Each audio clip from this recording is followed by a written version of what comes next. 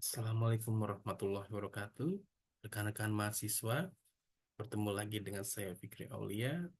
Kali ini di chapter 5 kita akan membahas hukuman pelanggaran etika akademik.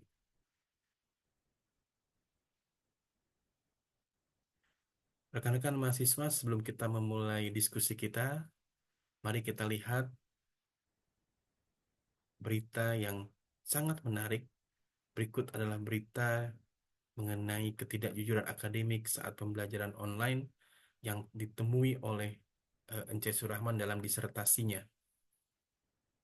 Ence menyatakan bahwa 54% ya, dari temuan disertasinya ini menyatakan bahwa 54% mahasiswa berperilaku tidak jujur saat pembelajaran online selama pandemi ini menjadi apa namanya menjadi fakta yang menarik dan akan kita bahas berkaitan dengan perilaku tidak jujur ini.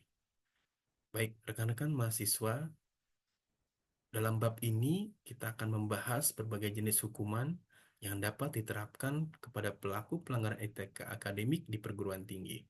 Hukuman ini dirancang untuk menjaga integritas akademik sekaligus memberikan efek jera. Ada 5 jenis hukuman yang dijelaskan secara rinci, yaitu teguran lisan, teguran tertulis, penurunan nilai, pembatalan kelulusan, dan penghentian status kemahasiswaan. Bab ini juga memberikan pemahaman tentang pentingnya penerapan sanksi yang adil sesuai tingkat pelanggaran untuk membangun budaya akademik yang bermartabat. Baik rekan-rekan, jadi tujuan pembelajaran kita kali ini adalah menjelaskan jenis-jenis hukuman untuk pelanggaran etika akademik di perguruan tinggi, menganalisis hubungan antar tingkat pelanggaran dan hukuman yang diterapkan, menyadari pentingnya sanksi sebagai upaya membangun budaya akademik yang integratif dan bertanggung jawab. Oke, baik rekan-rekan mahasiswa, kita akan membahas apa hukuman untuk pelanggaran akademik ini. Jadi, rekan-rekan mahasiswa ya, lembaga akademik seperti perguruan tinggi menerapkan standar etika akademik yang ketat untuk memastikan integritas penelitian dan pendidikannya. Pelanggaran terhadap standar ini dapat mengakibatkan berbagai hukuman tergantung pada tingkat keparahan pelanggaran dan kebijakan khusus lembaga. Jadi, ada beberapa jenis untuk pelanggaran akademik. Yang pertama, ada teguran lisan yang paling ringan, lalu ada teguran tertulis, ada penurunan nilai, pembatalan kelulusan, dan penghentian status kemahasiswaan. Itu yang paling berat. Rekan-rekan mahasiswa, untuk topik kita kali ini adalah ada 5. Yang pertama teguran lisan, teguran tertulis, penurunan nilai, pembatalan kelulusan, dan penghentian status kemahasiswaan.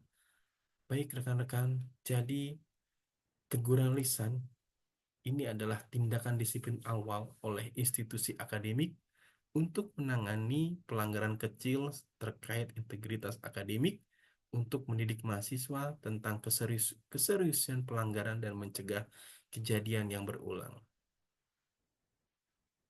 Di sini dijelaskan bahwa penjelasan pelanggaran dan kebijakan saling terkait ya. Jadi ada peringatan tentang konsekuensi di masa depan dan saran untuk menghindari pelanggaran serupa. Meskipun disampaikan secara lisan, sering didokumentasikan tertulis secara catatan insiden. Jadi teguran-teguran lisan ini biasanya akan didapat oleh mahasiswa ketika melakukan pelanggaran yang ringan seperti itu. Tetapi tidak menutup kemungkinan bahwa eh, teguran tertulis ini juga bisa meningkat ya statusnya. Seperti itu ya. Jadi tindakan disiplin formal untuk pelanggaran serius atau pelanggaran kecil yang berulang terhadap integritas akademik guna mencegah pelanggaran di masa mendatang dengan memperjelas konsekuensi dan memperingatkan secara tegas. Nah, rekan-rekan mahasiswa, inilah salah satu langkah-langkah perguruan tinggi dalam menentukan teguran tertulis atau teguran atau mengingatkan mahasiswa ketika terjadi kesalahan ringan atau tindakan yang eh, salah seperti itu. Yang pertama, ada pernyataan pelanggaran yang jelas atau clear statement of the violation. Yang berikutnya ada penjelasan konsekuensi ketika pelanggaran ini terjadi, maka konsekuensinya apa yang akan diterima oleh mahasiswa. Dan juga ada tindakan korektif ketika ada kesalahan, maka harus ada tindakan untuk memperbaiki. Dan tentu saja ada pendokumentasian peringatan atau documentation of the warning. Jadi, rekan-rekan mahasiswa mohon untuk berhati-hati karena teguran tertulis ini ketika nanti akan berulang-ulang maka tingkatannya akan naik menjadi teguran atau apa namanya teguran yang tingkatnya lebih tinggi daripada hanya teguran tertulis. Yang berikutnya ada penurunan nilai rekan-rekan mahasiswa. Tindakan disiplin berat untuk pelanggaran akademik yang signifikan dengan konsekuensi yang mengurangi hak atau status akademis mahasiswa untuk mengatasi pelanggaran serius dengan mengurangi kesempatan akademik mahasiswa sebagai bentuk hukuman dan pencegahan. Nah, rekan-rekan mahasiswa, penurunan nilai ini adalah salah satu bentuk tindakan yang cukup berat sehingga ini konsekuensi yang harus diterima oleh mahasiswa.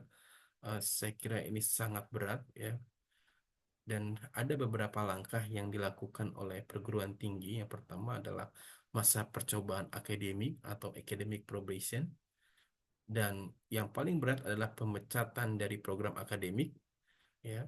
Lalu ada kehilangan status akademik, loss of academic standing, dan pengusiran atau di DO ya, diusir. Jadi rekan-rekan mahasiswa tidak berhak lagi untuk kuliah melanjutkan studinya.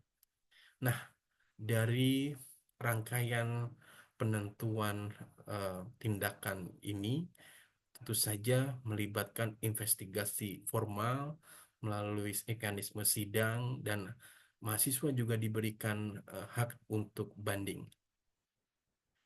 Yang berikutnya ada pembatalan kelulusan. Ini merupakan hukuman berat bagi pelanggaran serius terhadap integritas akademik, seperti plagiarisme besar, pemalsuan data, atau kecurangan ujian untuk kebijakan integritas akademik dengan menyediakan kelulusan bagi pelanggar berat.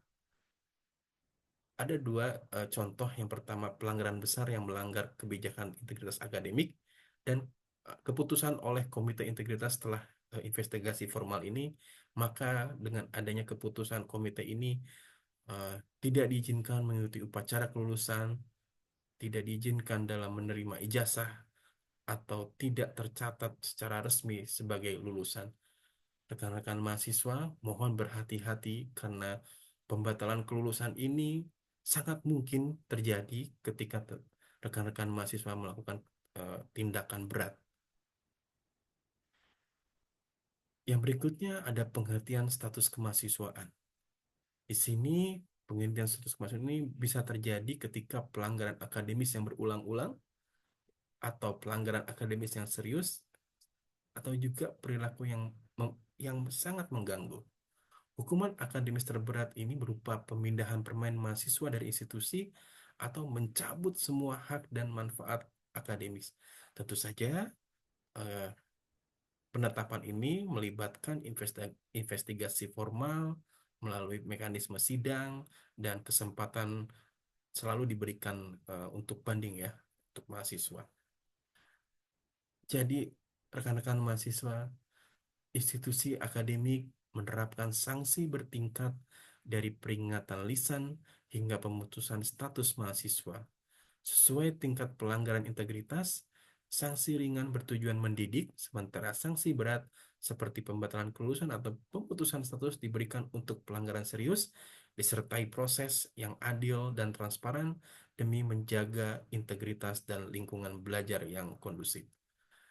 Rekan-rekan, demikian pemaparan dari saya. Terima kasih. Saya akhiri. Bila Wassalamualaikum warahmatullahi wabarakatuh.